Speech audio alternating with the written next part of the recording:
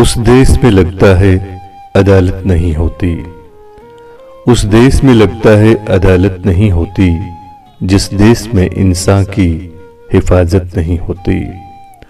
मखलूक खुदा जब किसी मुश्किल में हो फंसी, मखलूक खुदा जब किसी मुश्किल में हो फंसी, सजदे में पड़े रहना इबादत नहीं होती। और हर शख्स सर पे कफन बांध के निकले, हर शख्स सर पे कफन बांध के निकले, हक के लिए लड़ना बगावत नहीं होती, हक के लिए लड़ना बगावत नहीं होती। दोस्तों, मजीद बेहतरीन शायरी के लिए हमारी इस चैनल को सब्सक्राइब करें।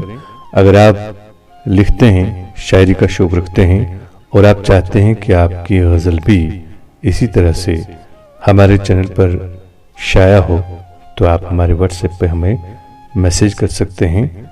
आप अपनी गज़ल हमें भेज सकते हैं। हम कोशिश करेंगे कि खूबसूरत से अंदाज में उस गज़ल को शायकीन गज़ल तक पहुंचाएं।